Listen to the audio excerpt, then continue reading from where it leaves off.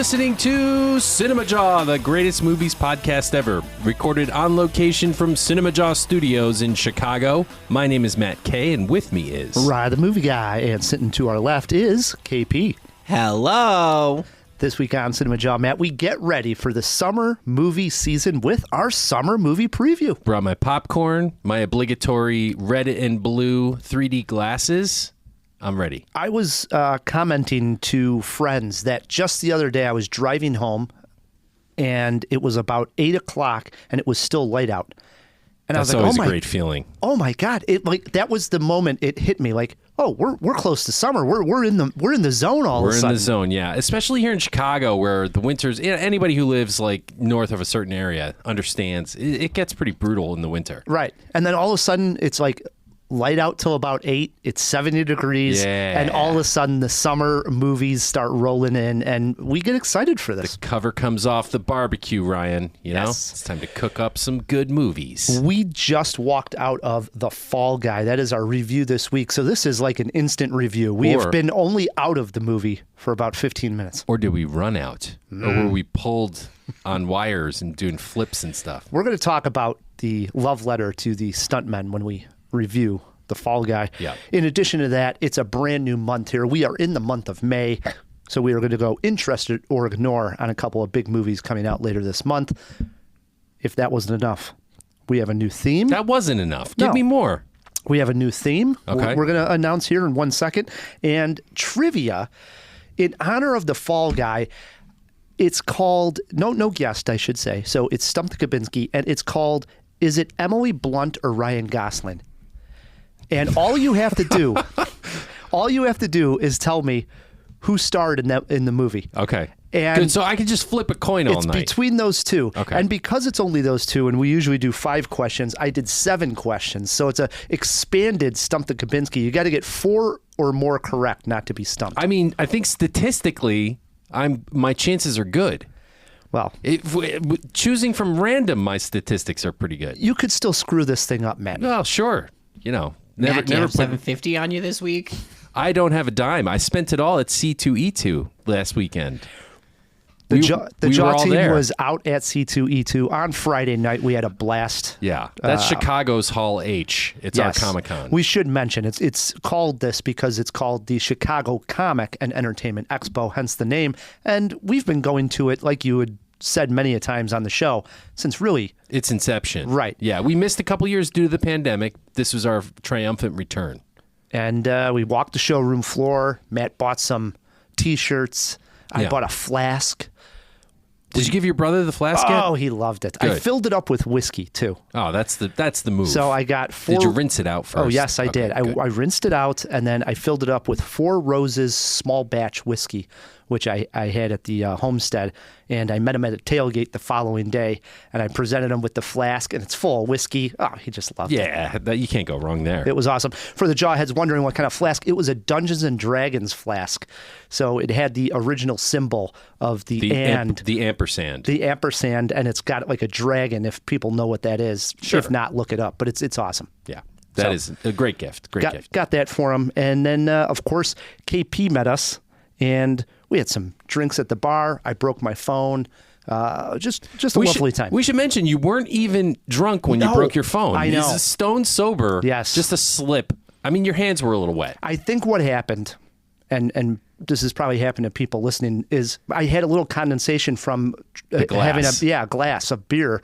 And then when I was all excited to take this selfie. I went into my pocket to take my phone out, and you right just tossed out it. as I was taking it out, tried to catch it in midair, which only hit it a little bit higher, and then it went right down on the ground on the screen. This guy goes with no case.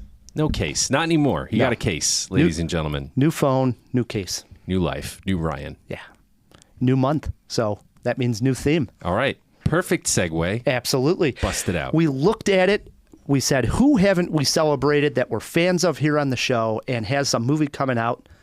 This gentleman has a movie coming out May 31st entitled The Dead Don't Hurt. May, we are celebrating the great Viggo Mortensen. Why don't we kick it off, Ryan, with a Viggo Mortensen fact? KP with the crack research. You got anything? Yes, I do. This one's actually, you guys know I love to do like compound facts where there's a lot going on. So as we all know, Viggo Mortensen is the namesake of the Ghostbusters 2 villain. And he became good friends with the close-knit stuntman on the Lord of the Rings films. Speaking of stuntmen. Stunt performer. Exactly. However, the stunt performers were very, very wary of doing fight scenes with him because Viggo would get very carried away with the intensity. Aragorn's like a king and like a very violent one. And he would frequently really just go off. He wouldn't hold back anything. And the other people would end up bruised after these fictional, like, movie magic fights. And it wasn't until Lawrence Makawari, who was the main orc, playing Lurtz, had not had restraint. He was cited as having a lot of like that orc makeup on, and he had also gotten carried away during the Fellowship, and that was the first and only time that Viggo Mortensen himself was bruised, and it wasn't the other people involved. So good on you, Viggo, for hurting your friends and the people you care most about. Yeah. That's something that I can relate to personally. Calm down, Viggo. Yeah. Well, we'll get a little bit into this also with the Fall Guy because you got to make it real. You get intense when you're making movies. KP picked a really good fact for this week. I agree. Very interesting. I just didn't think you had hurt an orc with all that makeup and prosthetic on. You think it's like padding? Right. That's what I would envision. Well, that's what they're saying. That's what she said, that the orc beat up Viggo. I know. So, Viggo beat up everyone else, and then the orc took revenge on him. I gotcha. Yeah. I gotcha.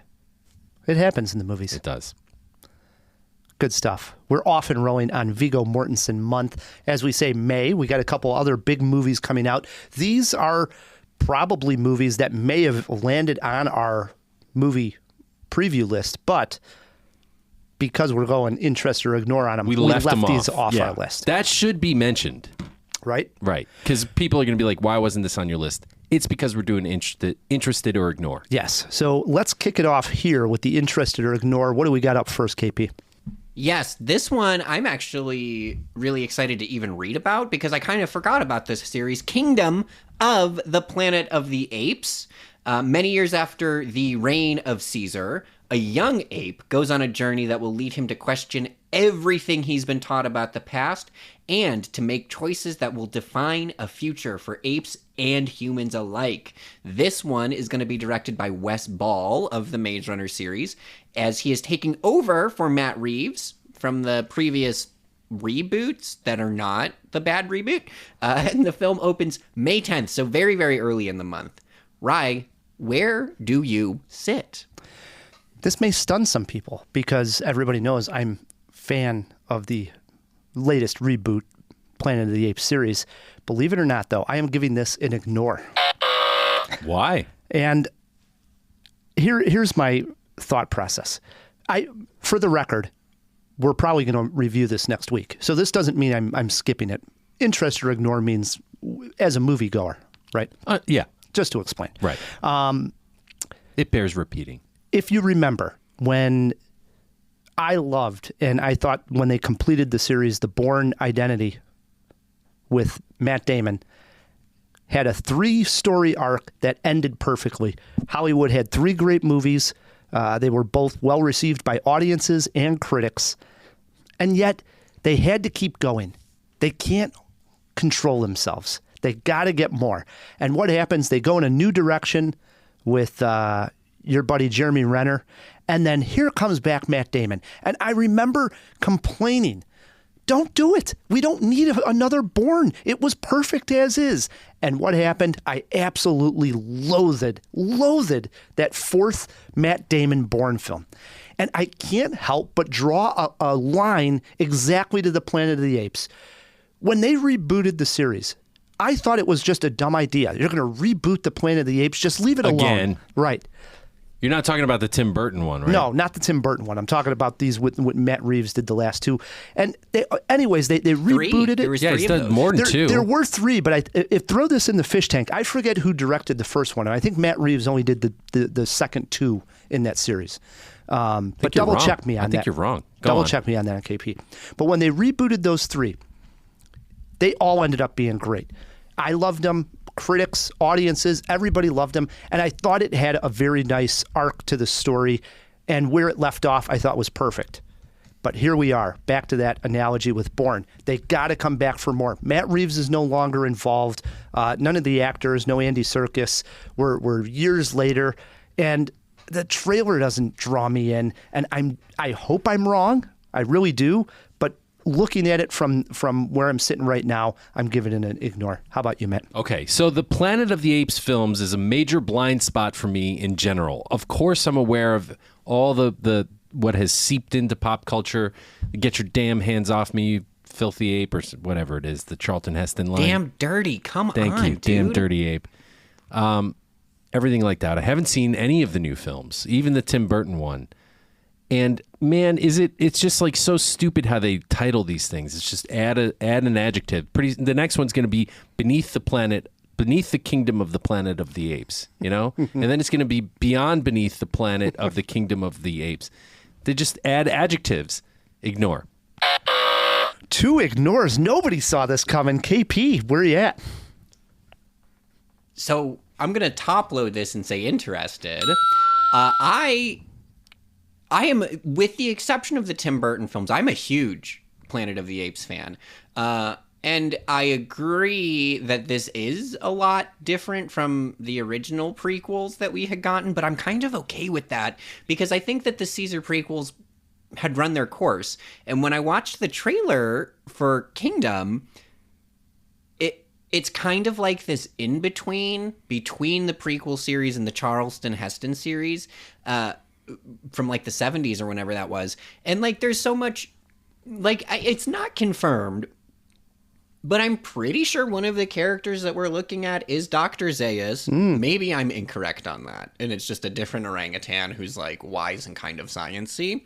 But I'm really excited for it because I think to myself, like, what can we do with this IP now that it's like 50 years after the original has happened and we've learned so much? There's been so many advancements in sci-fi, and it's finally catching back up to where it originally was.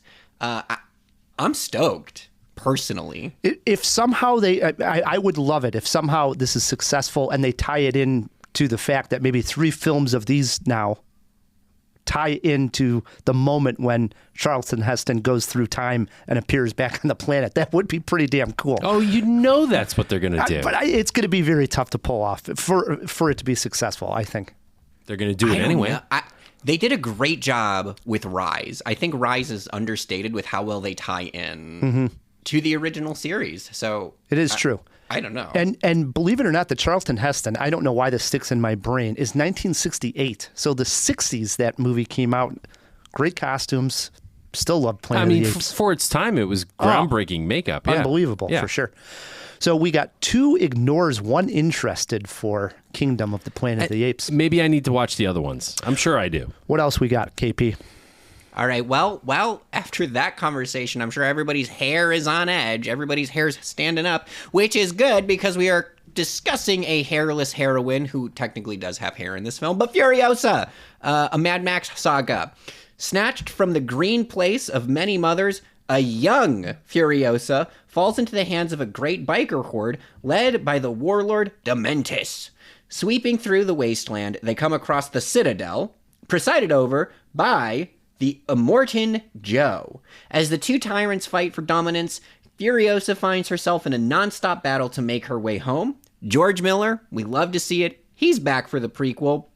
This time, however, since it's a younger Furiosa, we're saying goodbye to Charlize and welcoming in Anya Taylor-Joy, and joining her is also Chris Hemsworth. The film opens May 24th. Matt, lay it on us. What you got? I have never, nor will I ever say ignore about a Mad Max film, even though this is just a Mad Max saga, I'm interested. But I'm worried. I do not like the casting choice of Anya Taylor-Joy. Nothing against her. I think she's one of the best people acting in Hollywood today. I really do. Not right for this role on the surface. Let's see if she surprises us. And I think that they did Charlize Theron dirty. She is part of what made Mad Max Fury Road amazing and breathed life into the character of Furiosa. And to immediately recast that character just doesn't feel right to me. Plus, from what I've seen of the trailer, it doesn't quite have that same scope or feel of Fury Road. I wonder if they stuck to all that practical effects that made the first Mad Max film so wonderful in Fury Road. So I'm nervous but interested. I am actually exactly on the same plane as you. I'm giving this an interested, but I do have my reservations here. And I think part of that is the fact that Fury Road is literally a modern day masterpiece. I mean, it is. Somebody said the other day that it wasn't. Oh, they're crazy. Crazy. It's a modern day asshole. masterpiece. Right. I agree. It's literally an incredible film. And it always worries me when you do something so great to follow it up with a sequel, and we're taking some big risks, like you're saying. They're doing a prequel with Anya Taylor-Joy, so you're changing some of that up. I hope he captures the same magic, George Miller this is, that he got in Fury Road, because that was what I felt was kind of like a once-in-a-lifetime kind of movie when it comes to an action spectacle that it turned out to be. It was just completely badass. Let's hope we get 75% of that, and I'd be happy as shit. Yeah, same here. You know what I mean? We shall see. Yeah. KP? 3 for 3 here. I'm also interested. I'm kind of taking everything you guys said with a little bit more curiosity, though, instead of skepticism, because I am, just like Ryan said, I'm incredibly aware that Fury Road is Fury Road. And I think a huge thing that made Fury Road is that we did not have the expectation that that was what it was going to be. Right. At all. Although, go on. We did not. Not that good. I agree. We did not know it was going to be what it was. It blew That's all fair. our hair back, It's for fair. sure. Fair. Whereas now we're kind of expecting that. And it's not like George Miller's an idiot. So he knows that there's this pressure on him. I think it'll be really interesting to see what they do. And I'm going into it with an open mind. I actually disagree with the Anya Taylor-Joy take that you had too, Matt. I think That's okay. I think that she's got more fight in her than you're giving her credit for. I'm not saying she's not a tough cookie. I didn't like how they did Charlize Theron dirty. The de-aging stuff never works, though. Look, you don't just replace Batman after one film unless it's George Clooney or Val Kilmer. Most of them get... You just did it twice. Right. And there's been so many good Batmans. But that's the thing. Those were bad Batman. Charlize Theron was great as Furiosa. Like, she deserves another crack at that character. It was, and Who's to she say was she pissed. won't? Well, true. I don't know. Yeah, maybe we get a sequel. They bounce around. It just rubbed me wrong. I'm not saying it's a big deal. I'll still see the movie, but I honestly, I'm a little skeptical. 3 interesteds for Mad Max. What is it called? Furiosa. Furiosa, a Mad Max saga. That's what it's There called. you go. Yes, there we go. We will probably have reviews. I shouldn't say probably. We will have reviews of both films as this month goes on. Indeed. Speaking of new movies, Matt. Yeah, The Fall Guy, Ryan. The action sensibilities of director David Leitch, who also gave us John Wick and Atomic Blonde, among others, are back in the director's chair for The Fall Guy, loosely based on the 80s TV show of the same name and starring some serious heavy-hitter A-listers in Ryan Gosling and Emily Blunt, plus more.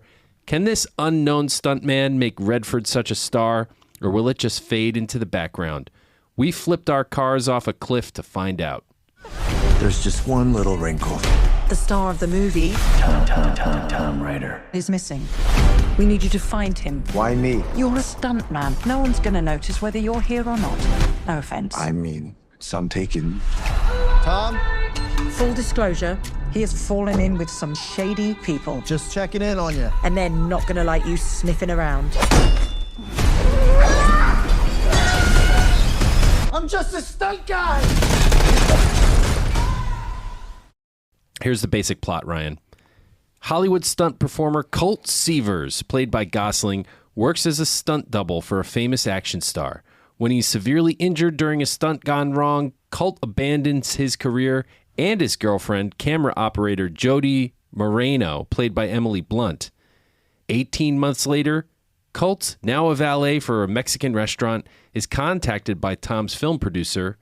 She says Moreno is now directing her first film, a science fiction epic called Metal Storm, which we'll get to that, and wants him to join the production in Sydney, Australia.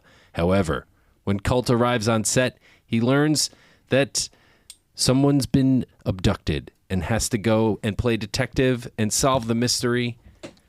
And that's where the fun starts, Ryan. That's where the action and love letter to the stunt community begins. Yes. So I believe we talked about this on the podcast if we were fans of the TV show. We did. Prior to. And you had mentioned that you were semi-familiar. Again, this was early 80s. I remember my brother watching it, reruns of it at some point. Yeah. But I don't have a good grasp on the show at all. Just that I knew that he solved crimes and he was a stunt man. That's about all you need to know, I guess. That's right? Really it. You just nailed it. So going into this, the plot, which ends up involving so much of the Hollywood set, I think was a good thing, but I wasn't positive if that always was happening on the TV show. I don't think so. Was the crime always like the producer involved and another actor involved and, the behind the scenes scene of a movie so integral to the plot all the time? It is in the Fall Guy in the movie, and I think that helps it a lot because while this is an action movie and actually a romantic kind of movie between the two, you definitely get the vibes early on. It's also a love letter to the movies. And there was a film 2 years ago that I absolutely championed at the end of the year, didn't have big box office success, called Babylon. And I loved Babylon. And part of the reason why I loved it, that's what I said. Oh, okay. Part of the reason why I loved it was that it was this beautiful love letter to the movies, and the behind the scenes shots and scenes inside Babylon makes you realize how special it is to create something so big as a movie production. Everybody's got to be firing on all cylinders. And there's a moment in this movie where Emily Blunt, the first time we see her as a director. So he comes back on set, he being Ryan Gossling, comes back after this 18 months off, and he comes back because he thinks she asked for him, but she did not. And she's asking for certain things on this beach, and these explosions just start randomly going off. And some people don't even know why they're going off. We later find out that they're doing tests on some of the pyrotechnics. And when you see the scope of what all is involved in making movies, it is sometimes you hear that quote, it's amazing that a movie ever gets made, and it's even more amazing that it's ever good. And it's so true. I mean, there's literally thousands of people on a beach, cars, helicopters. They're trying to figure out the angles of how they're going to get this chase, the explosions, the stunts. God damn, I love the movies. Well, yes. Okay. Yeah. But did you love this movie? I think, we were sitting right next to each other. Yeah. And I could tell by your body language that you didn't like it as much as me, unless you were just playing a good poker face, because I enjoyed this movie quite a bit. No, I don't think I use my poker face when I'm watching a movie, dude. No, it was okay. I liked it. Okay. I liked it a lot more. And what happened to you? I mean, I'm having fun. Is all you need is Emily Blunt? Oh, God, yes, I do love Emily Blunt. I think part of it, too, is I like both these actors a lot. That's fair. Okay. They have a lot of charisma, and even Winston Duke. Yeah, Winston Duke's fantastic in here as well. But I was cheering for these two to get together. And I think at the heart of that... But it's some stupid shit that happens funny. in the middle. I like it. It's not that funny. Okay. You either went for this part, and I think this one particular scene, you're going to either like the movie or not. And this is when she keeps making him do the stunt, and she's talking about I'm using air quotes here, the script, but it's a double entendre, and she's really talking about the relationship that she had with Gosling, right? Right. I love that whole exchange. I think some people may look at it as eye-rolling, like, this is just ridiculous. And I felt like you were already starting to lose it at that point, and I was just getting pulled in for the ride. Like, I love their chemistry. This is funny. I'm enjoying this. Who the hell is this guy? Okay, I mean, people. Ryan poo-poos some of the great genre films of all time. Here we had, admittedly, a love letter to the stunt department, and we'll get to that because that's where I think this film is actually cool. It does have some really fun action beats. But otherwise, this is Barbie too. It's like he was playing a cardboard cutout of a character with no... I mean, Gosling gets it across the finish line, as does Emily Blunt, but these characters are one-dimensional. I wouldn't say that. And oh, come on, man. Part of it, though, is you got to remember he's a stuntman. And if I had a little bit of problem with it, is he might be too smart for... Are you fucking kidding? the character's an idiot. He might be too smart for his own good, is what I thought. Wow. I wanted him a little bit dumber down. Ladies and gentlemen, just to give you an idea, we go to a lot of these press screenings, and I've learned the behavior of what happens at the end of a film. These critics, myself included, out of obligation, they sit in their seats and they watch the freaking credits roll by. Yeah. Oh, yeah.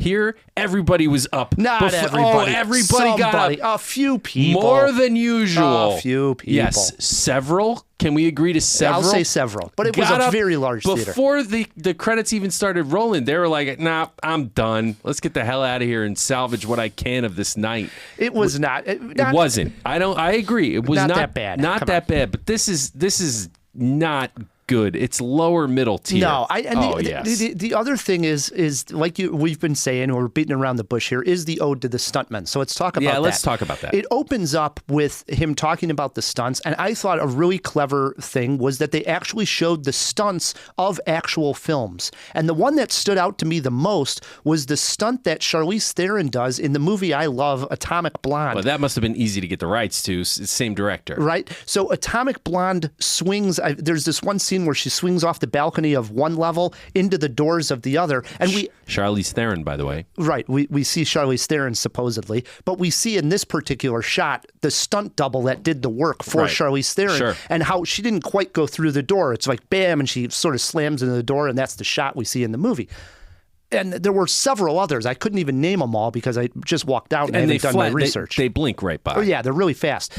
But what a nice touch, because these were clearly movies, actual stunts, sort of behind the scenes of actual films. And we should be appreciating these stunt work. And I'm glad the movie brings this to the forefront. Can I make another little nitpick here? I don't think it's spoiling anything. Aaron Taylor Johnson's character is Tom Ryder, I believe the character's name. Can we throw that in the fish tank, KP? Doesn't matter. Who's obviously this guy who reports to do all of his own stunts, is a great actor, but has some questionable interpersonal skills on set, et cetera, et cetera. And he's in kind of a parody of Tom Cruise. But they break that illusion later in the movie when he says, can you, they're like, we can turn you into anybody with the digital technology. And he's like, great, can you turn me into Tom Cruise? I'm like, why'd you do that? Because like you just totally spoiled your own fiction of he is supposed to be a parody of Tom Cruise. I don't know that for sure. No, but at least I think that's what they were going for. They even named the character Tom. I did not feel that at all. I think so. I liked his character overall. It was okay. Classic villain, very one-dimensional. No great writing there. Where I had like some issue with it was early on, but they explain it, so I don't hold it too against it. But early on, there's a couple of scenes that are just very bizarre. He goes to a club, he's drugged. That was kind of fun. And I'm going to get to that maybe in a jaw-dropping moment as far as the cinematography. But it almost didn't make any sense. But then when they sum up what the plot was to, try to Once we start to learn more, the onion peels away. Right, and they're trying to show that Ryan Gosling's character may have been involved in this crime and what they were going to do to sort of cut all ties here and make it a nice, clean getaway. They use a line in there where we're going to do this, and that was going to be the easy plan. And he says something like, boy, our definition of easy is quite different. So it was like, okay, it makes sense. But you could see from a standpoint of the movie, I felt they were only doing it because it was like weird and crazy, and it gives them those like strange costumes, and he's in the apartment fighting that girl at one point, and that didn't really make much sense. There were moments, I guess. Yeah, because the movie is stupid, Ryan. Are you only just now realizing that No, that was... I'm giving it a little bit of a hard time, but in general, Matt, I had a lot of fun with the Fall Guy. I enjoyed this thing. All right. I had fun. I would not go as far as to say a lot of fun. I have had a lot of fun at the movies. That wasn't it. The scene you're talking about in particular in the club was when it was firing on all cylinders, and then the gas just is let out of this airbag. I didn't think so at all, because at that point you still have the dumpster being dragged by the truck scene. People have seen this in the trailer. That was awesome stunts. There's some fun stunts in this. Why wouldn't there be? We said we were going to talk about the love letter to the stunt department, and then we really don't. Right. We haven't enough. Also, at the end, they did a great job showing you all the stunts that were done in the movie over the credits. Sure. So make it documentary. That was fantastic. And you could just tell that there was a lot of, let's make sure that the stuntmen get their due here, as far as all the people flying around the air, the car rolls. They talked about how difficult it is in a way that's in the plot of the movie, but that we probably take for granted. Somebody's got to drive that car and roll it over 8-9 times. I'm glad they pointed out that there's a lot of danger involved for us to be entertained at the cinema. You know, Atomic Blonde, great writing. John Wick, great world building. And I can't remember Leach's other big credit. Help me out. Doesn't matter. What's lacking here is story. It's just one-dimensional. The actors have enough charisma to pull this thing across the finish line like a sledge tied to your back that you're dragging through a field. Boy, do they just have to drag this movie because the writing sucks. How about the jacket that Ryan Gosling wears here? Yeah, it's got to be his second best after Drive. Right, exactly. It's an homage to Drive. You know, it's like his jacket, except it's Miami Vice stunt team. It's awesome. It is awesome. It was fantastic. There's some good things in this movie. There's some funny beats. I laughed a couple times, and great action, but it's dumb. Was there a moment in here that you said, that would never happen? There is. Is there? Yeah. So this is like a minor spoiler. So if you're one of those purists who don't want to know anything, you've been warned, but it's really nothing that's going to spoil any part of the movie. There's one part where they get this gun, which is like a trophy from a movie, and it is shown to be loaded with blanks. Like he takes out the magazine and it says blanks on it, and he puts it back in. And then later this comes up where a villain is firing this gun and thinking it's real bullets or live ammunition. And then at the end, after all that, he kind of gets the idea that something's wrong with this gun, and he checks after he's shot all the bullets. And what do we see? Bullets in the magazine. Like the blanks are still in there. The thing would have been empty. That would never happen. That would never happen. Exactly. But I'll admit I didn't even pick up on that until you just mentioned it. But you are right. It was fired actually multiple times because it's fired by. Well, and they go click click click, and then he opens it up, and there's still bullets in there. True. Good point. That would never happen is just the fact that Ryan Gosling wouldn't be a stuntman. I think that the stuntman that we're very familiar with is Cliff Booth from Once Upon a Time in Hollywood, played by Brad Pitt. It made sense that he was the stuntman. He was just kind of like the older guy, the goof, and that would be good to be a stuntman to DiCaprio's character. But in this case, if you're telling me it's Ryan Gosling against, what's that guy's name? Aaron Taylor Johnson? Yeah. Is that his name? If you looked at both those, I know that's kick-ass. And I'm not saying that he's like a bad-looking guy either. But if you looked at those two, you would say, well, Gosling's the movie star. So you can't have like the better-looking, more charismatic guy be the stunt man. I think that's the movie fiction that you draw the line at. That would never happen. That would never happen. I'm doing that obligatorily. Jaw-dropping moment for you, Matt. No, you go first. Okay. I thought there were two great ones. I thought the club, I'm going to mention both. I thought the club scene was great. And how would you describe that? It was almost... Dayglow. What is it? Neon. Dayglow. Okay. I was going to say like almost cartoonish in a way, because the way I think I don't know if it was lights or something flying. No, in it's the ice. animated. It's very what's that video game inspired movie? Scott Pilgrim? Scott Pilgrim versus the World. Yeah, very Right. very much in that vein. Yes. So I love that particular scene, the way Yes. it looked, and his getup in that. He had that neon green jacket, and Yeah, it it was looked great. fantastic. Yeah. That was great. And yes, the ode to the stuntmen, I thought probably at its best was this big dumpster being dragged by a truck, in which Gosling eventually jumps into and then proceeds to fight multiple guys in the dumpster, in, out. There's a dog involved. There's a girl. The dog was great. The dog was great. There's a girl up in the front fighting another guy to try to get a hold of the truck and gain control there. That entire That's not sequence, just a girl. That is that the girl from, now that I'm thinking about it, Everything Everywhere All at Once? Yes. It is. She's awesome in there. And I thought the entire sequence was fantastic in a way that we don't Stephanie get, Sue. Stephanie Sue, thank you. Yes. In a way that we don't get stunts all the time. It's always too much green screen or so on and so forth. There were just moments where they're like, all right, let's set up a camera here and let's have the dumpster just crush into all this stuff and right into the camera. Just fun. How many Best Picture actors were in that movie? Quite a few. Absolutely. Right? And I expected a little more. I just did. Yes, fun. Yes, great stunts. I just was a little disappointed by the Fall Guy. And I wanted to love it. I really, really did. How many jaws are you giving this thing? Oh, I guess I got to do a jaw-dropping moment, huh? So many to choose from. I mean, the whole thing is pretty spectacular in terms of the visuals. There are a lot of stunts. I have to go with the fight scene with Emily Blunt and Ryan Gosling, where it's toward the end of the movie and it's in a trailer, and that's all I can say. That was funny. That was really good. For a movie poster quote, I went with, "You will fall in love with the Fall Guy." all right. Similar vein, I said the Fall Guy falls just short of spectacular. So that's pretty good. I mean, you're saying just short of spectacular. That's damn good.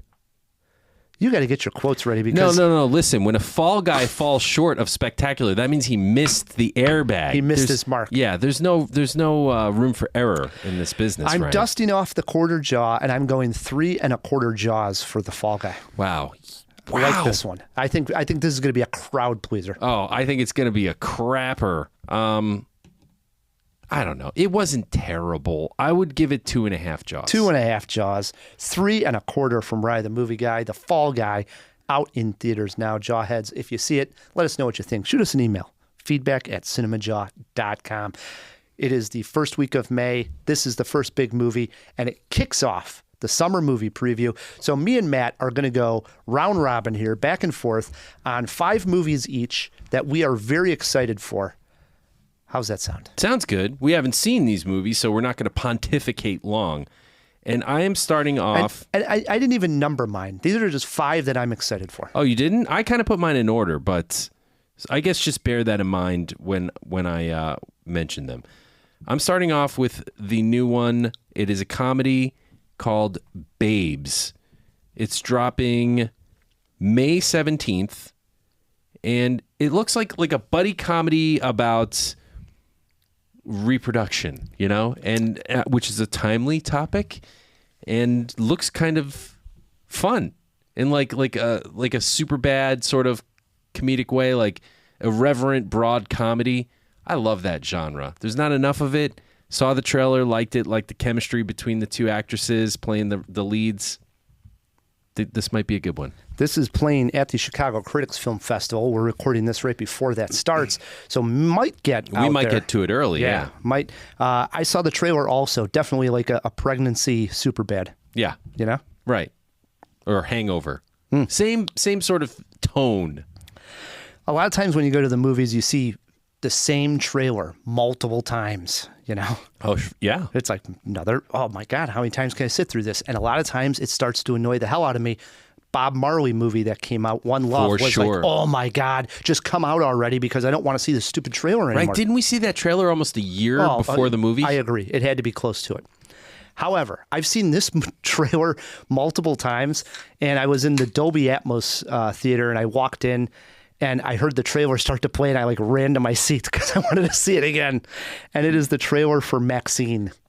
This is I still haven't seen that trailer. This is the third installment in the Ty West Mia Goth horror film series that started with X. Then we had Pearl, and now on July 5th, we get Maxine. This takes place in the 1980s. She obviously is an adult film star, aspiring to be a big-time actress. And we also have the mysterious killer going on in Los Angeles at the same time. So it has this kind of serial killer horror plot going on. The music's fantastic in this. I think this, as far as the trailer goes, if I'm judging just the three films on trailers, this is the trailer that's got me the most excited out of these three films. Really? And I've liked the other two. I went back and I rewatched X, and I thought it was excellent. So I'm stoked for Maxine on July 5th. Yeah, I got to rewatch X and Pearl. I'd sit down and watch both of them back to back. I mean, just think of Mia Goth's crazy smile at the end of Pearl that she just held the whole credits for. Yeah. It was nuts. And really her monologue too. Yes. It's a great movie. She's good. I think she's kind of underrated. I would say underrated. Now, put Mia Goth in the role of Furiosa, and now you have my attention. Ooh. You know? Anyway, I've definitely rode that horse too far. All right. I'm going with the documentary at number 4, and I'm going with a Ron Howard joint coming out on May 31st. Jim Henson, Idea Man. I don't know what it is. Maybe it's Labyrinth. Maybe it's Dark Crystal. Certainly the Muppets. All of that just hit me at a very formative age. And I remember my parents had this like reverence for Jim Henson. Sesame Street too, right? I mean, everything that I loved, his name was attached to. Even freaking Star Wars, right? Henson had a little bit to do with like the creatures and stuff, and like Frank Oz and all that. I don't know what new material I'm really going to learn from Ron Howard, but I'm ready to be surprised. Nevertheless, new material or not, I'm down to see a Jim Henson documentary. And even though it's not a summer movie, I thought let's class this joint up, you know? I like this pick. I saw this. A friend shot me a text and said, "We interested in this kind of thing?" And I was like, heck yeah. I myself don't know probably enough about Jim Henson for being, a guy that does a movie podcast. So I am excited to learn a little bit more. And this comes out on Apple TV, I believe. Yeah.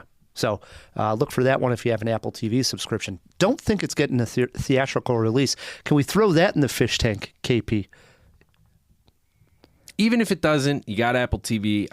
Just Jim Henson. Yeah, I agree. My number 2 pick here, 4 pick, whatever we want to go with, since I didn't number mine, is a Yorgos Lanthimos movie. Of course. And the only thing that worries me is this comes out so fast 1 year after The Favorite. I'm apologize after Poor Things. Poor Things. But from my understanding, Poor Things had a lot of delays in coming out from the time they had actually shot the film. So that was you had this one in the tank. Right. Yeah. So then they were already making his next film, which is entitled Kinds of Kindness. And I saw the trailer, and it's one of those trailers that doesn't really tell you anything about the plot, which I love those kind of movies. It's just giving you the vibe of the movie instead of spelling out exactly what the film is. I like those kind of trailers more. This thing comes out July 21st, but I did have to look this up for the podcast. It involves 3 stories. One around a man who tries to take control of his own life. Another one is about a policeman whose wife seems like a different person. And the third one is a woman who searches for someone with a special ability. The cast includes Emma Stone again, Jesse Plemons, Willem Dafoe, among others. Strong cast. It's Yorgos Lanthimos. How can't you be excited? I mean, I just had Poor Things as one of my favorite films of the year. So, yes, Kinds of Kindness, June 21st. I'm there. I'm there right next to you, bro. Hell yeah. Oh, yeah. This one would piss off our friend Eric Childress because it is an M. Night Shyamalan movie. Unlike him, who generally is skeptical, I always want to see M. Night succeed. I like when he's good, he's great, and he's been amazing at times.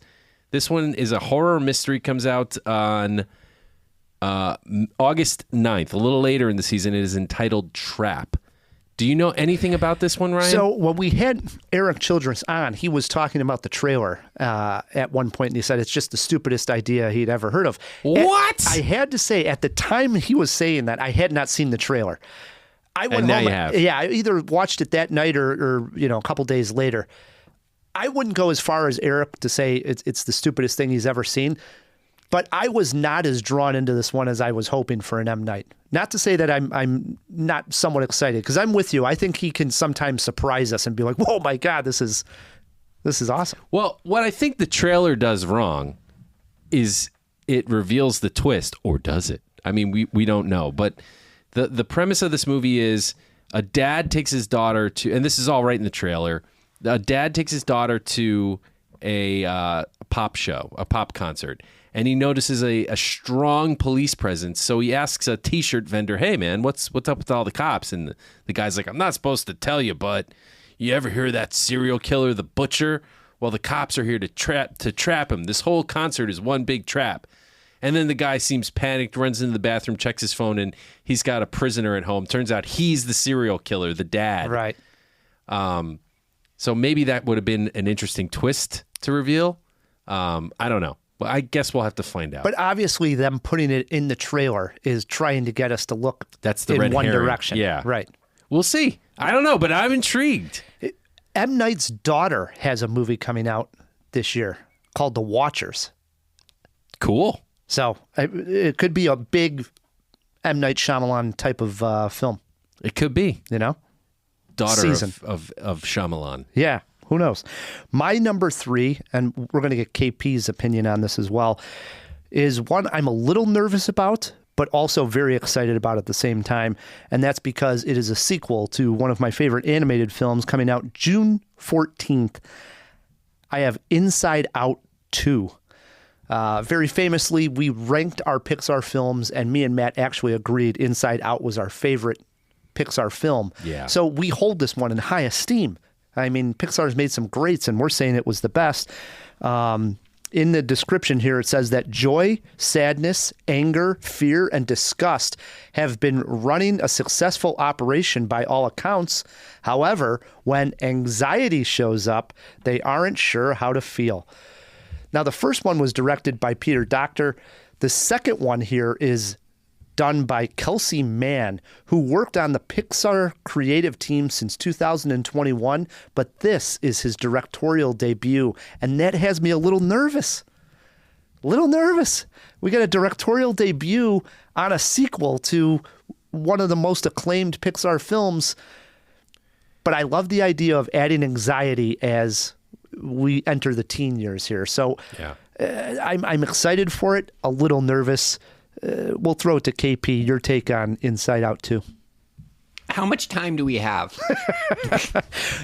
You're on the clock. We're giving you 60 seconds. Suffice it to say, very, very interested. I agree with what you're saying. Pete Docter is... I remember that when that one was at that toy shop, and I can't remember the guest's name. They were delightful. The Cat and Mouse games, I think it was. Yeah. This was years ago. Yeah, very long time. But yeah, Pete Docter is incredible. On that episode, I remember gushing about him. And I do think new Pixar does frighten me. If we remember Peter Sohn's Elemental, I had largely negative feelings on. And I do think that this kind of second wave of Pixar animators coming in is missing some of the point of what they originally started with. But as we leave like 2020, where more people than ever were joining therapy and emotional intelligence is becoming even more important than it once was, at the very least, just to let people know that their feelings are real, super, super important. I'd say never count out Pixar when it comes to a sequel. Lightyear, Well, Cars. Touche. Lightyear. No, Finding Dory, you can. You literally can. No, Finding Dory was okay. Cars 2 is Terrible. yeah, but Cars 3 was a little better. And Lightyear is no good. Lightyear was, you liked Lightyear. I mean, but no good as far as like if you were. But is that a sequel or a spin-off? Because the That is Toy a spin-off. Story, You are correct. The Toy Story series is gets better every Toy time. Story is by far one of a kind. I mean, every Toy Story is damn good. You know what I mean? It's tough to almost not give every single one of them 4 Jaws, to be honest. And I liked Monsters University. So there's precedent both ways. There is, but I'd say they tend to have a slightly better average to the positive side. I don't know. I got high hopes, worried too. All right. We are going to take a break right here. When we come back, our last 2 picks, and we still have to play some Stump the Kubinski. Stick with us, Jawheads. Let's all go to the lobby. Hey, Jawheads, it's easy to forget that Viggo Mortensen was in Carlito's Way as Lalin. This is a scene in which he goes toe-to-toe with Al Pacino as Carlito while he's sitting in a wheelchair and wearing a wire in this tense scene. Let me let him fucking kill me! Fuck you! Kill me, motherfucker! Look what I got! Look what I got! I mean, look at me! You got everything, man! I mean, come on! Look what I got to fucking go around with! Fucking diapers, man! I got fucking diapers! I shit my pants every day! I can't walk! I can't hump! You know? Go ahead and kill me, you cocksucker! Hey, Jawheads, I know at the end of every podcast we ask you to follow us on social media. However, I want to point out that we are doing some fun videos on Instagram, the Reels. So go on to Instagram, make sure you follow CinemaJaw, and you can see part of the show being taped. We're putting clips out each and every week, so follow us at CinemaJaw on Instagram and really everywhere on social media. Sparkling drinks and all colored dandy, dandy, dandy, dandy. And we're back on CinemaJaw. We've talked about a lot of stunts, but let's open up the fish tank and let our stunt fish, KP, up to the surface, because we threw some facts in there, Ryan. KP? Wait a moment! It's fish! Isn't it? DC! Wake up! Wake up! No, Pat, it's a giant glass bowl. Hey, there's some fish folk. Who's coming with me besides Flipper? Here. That's a Sicilian message. It means Luca Brasi sleeps with the fishes. You're gonna need a bigger boat. Thank you so much. It feels so great to be out. We have gone so far down the action science fiction rabbit hole that, I mean, summer is in full effect. And if anybody wants to tell us otherwise, feedback at cinemajaw.com. And I'm here for it. With monkeys, cars, stunts, so much. Let's jump right in. Speaking of monkeys, who directed the original reboot, I guess prequel reboots, weird gray area, for the Planet of the Apes? And Ryan was correct on this one. So Rise of the Planet of the Apes with James Franco, John Lithgow, that was directed by Rupert Wyatt. Mm-hmm. And then the second two, Dawn of and War for the Planet of the Apes, is when Matt Reeves came in. Arguably, I would actually say the Matt Reeves ones were worse than that initial one. So maybe it's okay. The next one, what is the character name for Aaron Taylor Johnson in The Fall Guy? And Matt was correct. That is Tom Ryder. It Tom is Ryder. Yeah. Tom Cruise, Tom Ryder. Maybe. It was a little bit of a stretch, but maybe. No, it's really not a stretch. It's like right there on Front Street. What else we got, KP? The last one in here is the Jim Henson documentary, Jim Henson Idea Guy, going to be getting a theatrical release. Listen, I looked everywhere. And the Big D does not want us to see Jim Henson unless we're paying them money and it's only on Disney Plus. It looks like it's going Disney straight Plus to or VOD. Apple? That's Disney. It is Disney Plus. Okay, Yeah, because I was saying the Apple. Muppets are a Disney right property. Yeah, which that this kinda makes makes perfect sense. Yeah. Okay, I got Disney Plus. yeah. We'll watch it. Disney Plus. Honestly, this is better because more people have Disney Plus. So Agreed. Yeah. Agreed. That were all the questions, KP. that's all we have for me. Next week on the show, I should have a review. I think Matt's going to see it also, the new Planet of the Apes movie. Yeah, I guess, man. Wish I could jump on at an earlier point. We also will have a recap from the Chicago Critics Film Festival. Sounds good. I don't know what we're going to do for top 5, but I know we're going in that direction. We'll figure it out. So, apes and movies. Apes and movies. I don't know. We'll talk about it. Yeah. Sounds good. All right, KP, jump back in that fish tank. You bet. Matt, we're at our top 2 picks of our summer movie preview. What do you got? All right. At number 2, this time we have a true video game movie starring Cate Blanchett, Jamie Lee Curtis, Kevin Hart, Jack Black, among others. Borderlands is the name of the movie. And it comes out, let's see, on August 9th, Ryan. I'm kind of excited. It's got Guardians of the Galaxy vibes. If you're a fan of the video games, it seems like they've stayed relatively close to the source material.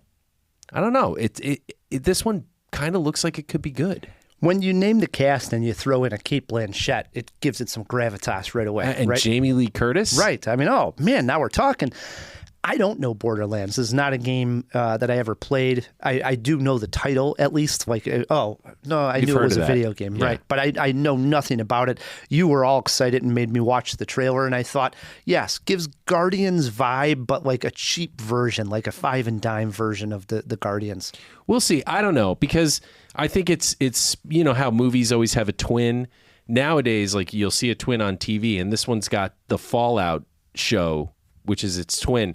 Fallout was a big hit, you know, so which I got to start watching that. I was going to take the dive, and I wrote it down as, you know, a show I should watch. Yeah, so. And then will you play the game? Probably not. Yeah. No. I got to play both of them again. Yeah.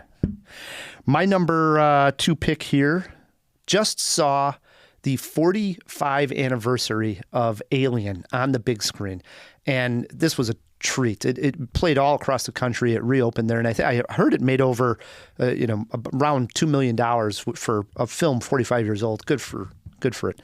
First time I saw it on the big screen, and I loved it. And it opened up with a little bit of preview for my number 2 pick, and that is Alien Romulus, which comes out.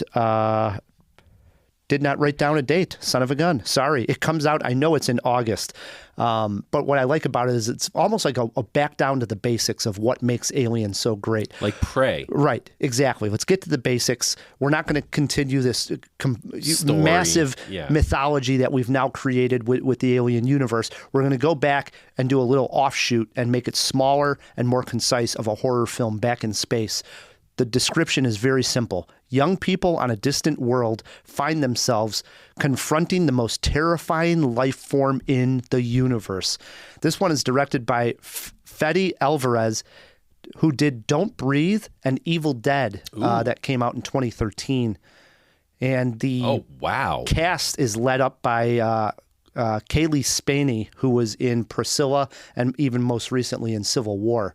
And man, the trailer is awesome. I mean, it's one of those I haven't seen the trailer. Always, I'm so dismissive right away. Like, another Alien movie. What are they doing? And then as soon as the trailer ends, oh my God, I can't wait to see this movie. So, Alien Romulus comes out in August.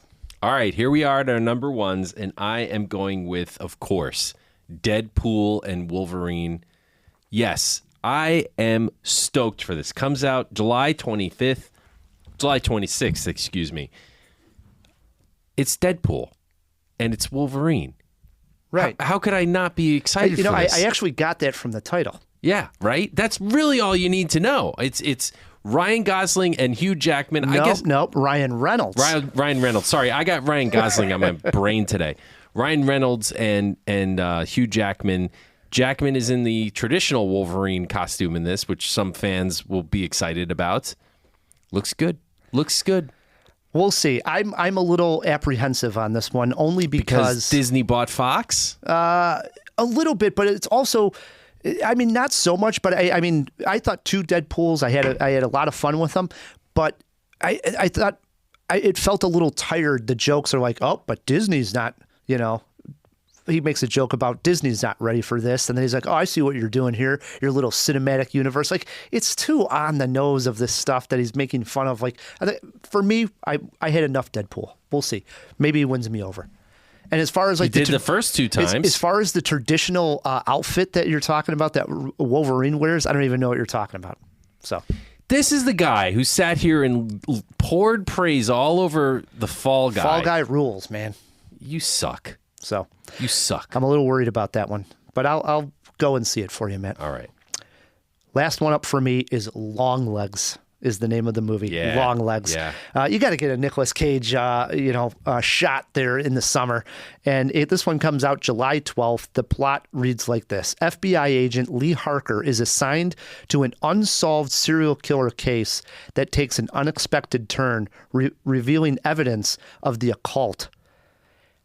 She discovers a personal connection to the killer and must stop him before he strikes again. Oz Perkins directs this, and I looked up Oz Perkins' past credits. Oz did The Blackcoat's Daughter and Gretel and Hansel. Hansel and Gretel. No, it's reversed when Gretel and Hansel? Hansel, yeah. And it is harder to say that way. Underrated horror film. That was really well shot. I love that movie. And The Blackcoat's Daughter, if you guys haven't seen it, also. Yeah, you love that one. Also underrated. So I'm so excited about this one. And again, it's got Nick Cage in it. So I'm very excited to see Long Legs.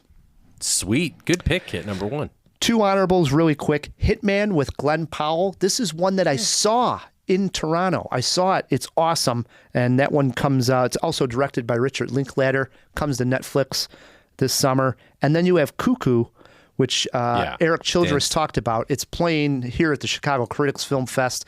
So we're going to see it early. It's an A24 film. It doesn't come out till August 9th.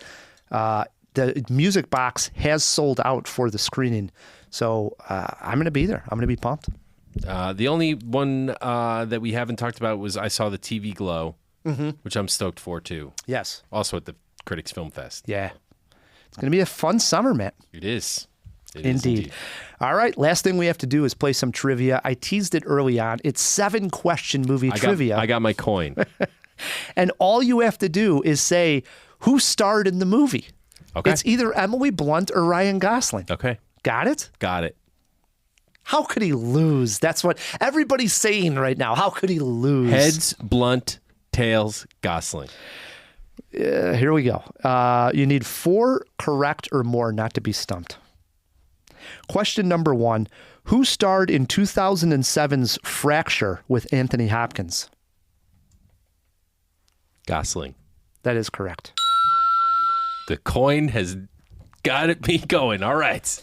But if you know him, you got to guess. Yeah, if I know him. Question 2. Who starred in 2005's Stay with Ewan McGregor?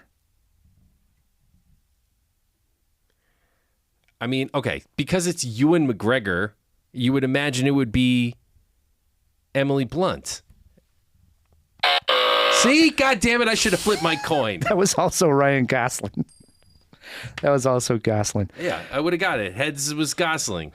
All right, Matt is 1 for 2. Question 3. No, Heads was Blunt. I would have still gotten it wrong. Still 3. Question 3. 2011, who starred in Ides of March with George Clooney? 2003? No, 2011. 11. Who starred in Ides of March with George Clooney? Got to flip. Don't know.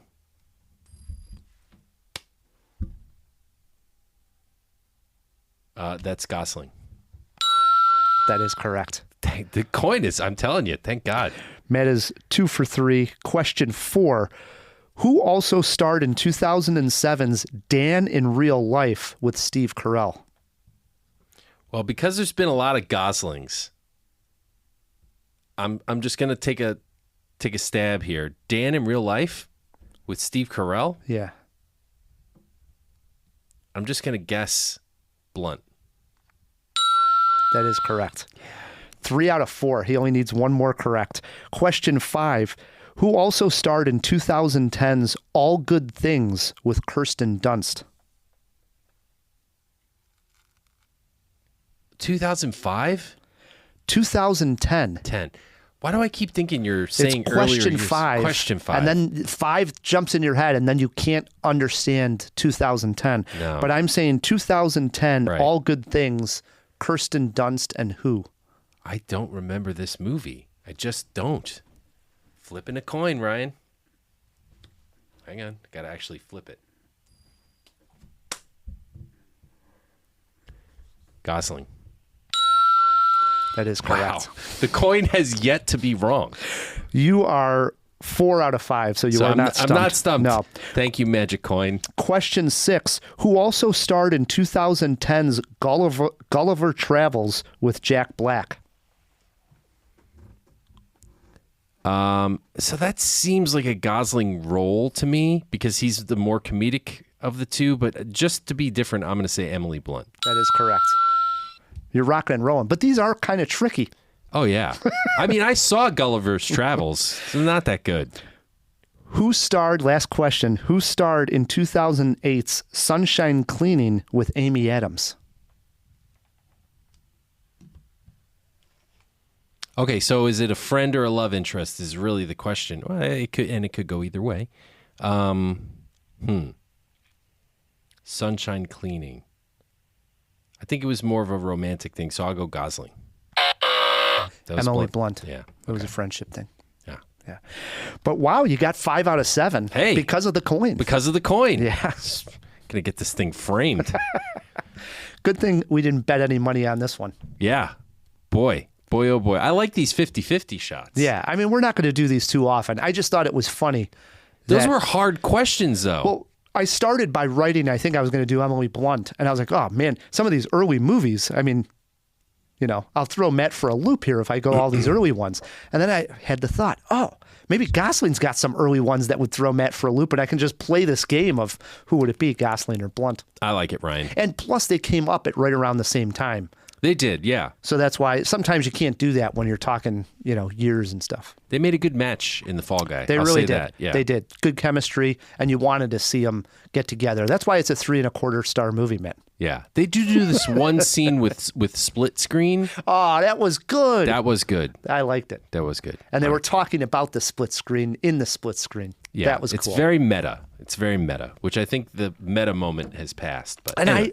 I have to admit, I was actually sitting there and I was thinking to myself, I'm a sucker for the split screen. I love that they're talking about this because it popped up most famously, I think, in 500 Days of Summer. They use a great technique in the split screen of like what was he was imagining was going to happen and what actually happened kind of deal. And I remember thinking like, yeah, we need more of this stuff. I love when they go into split screen and you're seeing both characters talk like that, you know? I do too. It's fun. It is. So, and this podcast was fun, Matt. Thanks. It was. And you know what? We can have a split screen with like you on one side and me on the other. I know. This summer is going to be fun. It is. KP's always having fun. And that's the first person we're thanking. Our editor, our producer, KP. Oh, blessed always to be here with you guys. And we should mention, as much fun as we had C2E2, this is just the start of CinemaJaw summer as well, because we're also covering, like Ryan said, Chicago Critics Film Festival. We have Fan Expo coming out. Guys, it's going to be a summer where not only are you going to be going to the movies, but you're going to be coming to us too. I swear it. Hell yeah. Also want to thank our Patreons. Thank you for supporting the show. Matt dropped another outtake for an extra for the Patreons. And it was sort of a throwback one that I think we were afraid to release, but we finally put it out there with some commentary on it as well. Yeah. Yeah. Well, sometimes we got into a pretty heated argument. Right. It's really behind the scenes. It was behind the scenes of a behind the scenes. So there you go. If you want to hear those kind of fun things, join us over on Patreon. Support the show. Go over to patreon.com/CinemaJaw. You can follow me on Letterboxd for other reviews. And if anything, just leave us a 5-star review wherever you're listening to this podcast. It's free. Just no do harm, it. no foul. Yeah. You know, and it helps us. It does. Until next week, I'm Ryan, the movie guy. I'm Matt Kay, and keep on jawing about the movies.